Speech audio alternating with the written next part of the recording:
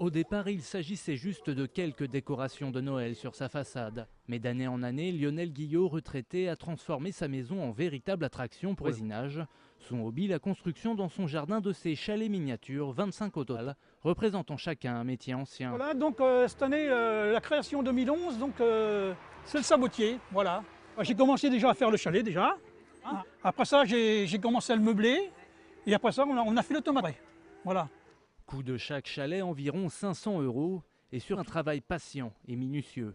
Je fais à peu près 2 chalets par an, donc voilà, et ça me prend à peu près 8 mois l'année en faisant toute la restauration sur mon village. Au final, le résultat de son travail, l'enchantement des nombreux visiteurs, si bien les petits que les grands.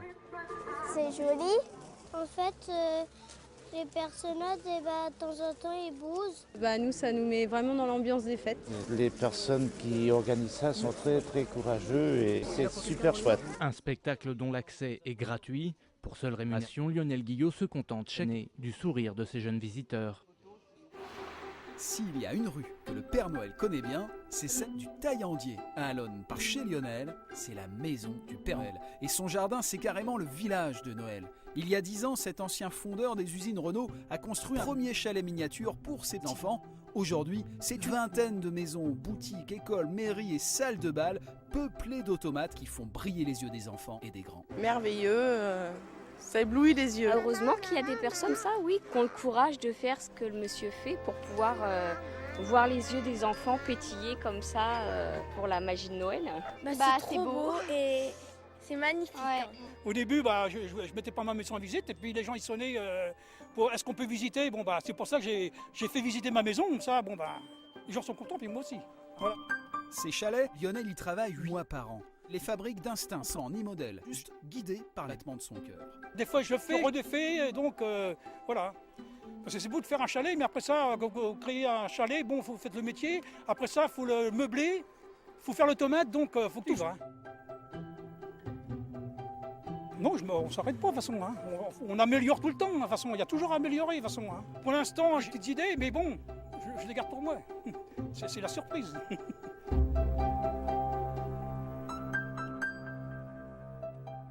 Passé la mi-novembre, on commence à accrocher les illuminations de Noël dans les arbres, mais aussi sur les maisons. Mais en cette année de crise économique, les illuminés de Noël, si je puis dire, font même attention à leurs dépenses. Dans la Sarthe, Grégoire Guisteau et Renan Hellec. Lionel Guillot peaufine les derniers réglages de ses tomates. La semaine prochaine, son jardin et ses 15 chalets de Noël seront ouverts au public. Cette année, il a remplacé toutes ses ampoules par des LED. Maintenant, je mets des ampoules de 2 watts qui éclairent 60 watts. Donc sur la quantité, j'ai économisé plus de 500 watts déjà. Une économie d'énergie non négligeable car sa passion coûte cher. Chaque construction en bois revient en moyenne à 500 € et Lionel en fait 2 par an. Mais pour alléger sa facture, ce retraité a un petit truc. Vous faites de la récup? Oui, je fais la récup, oui. Et vous l'avez payé combien ça? 5 €. Mais bon, ça vaut plus cher que ça. Hein. Chez Vincent Beury, la spécialité Noël, ce sont les illuminations. Il utilise aussi des ampoules basse consommation, se chauffe au bois. Du coup, sa facture d'électricité reste raisonnable. On va dire aux alentours de 800 € à l'année. Donc ce qui n'est pas énorme parce que quelqu'un qui chauffe à l'électrique et tout ça, je pense qu'il dépasse ça bien. Il faut compter en plus 700 € de nouveau matériel chaque année. Mais pour les 5000 visiteurs qui franchiront ce portail pendant l'hiver, rien n'est trop beau. Il y en a qui mettent bien de l'argent dans des cigarettes et c'est pas mieux. Donc je me dis que si je peux apporter un peu de bonheur dans ces moments de crise, c'est toujours ça. Et ce soir, les voisins de Vincent découvrent ces illuminations 2011 en avant-première. Avant, j'habitais cette maison-là et quand je la vois aujourd'hui, c'est vrai que c'est impressionnant. Tous les ans, ça change, c'est superbe. Le parcours est gratuit et si certains visiteurs donnent une petite pièce à la sortie du jardin, c'est bien pour encourager ces artistes à faire mieux l'année prochaine.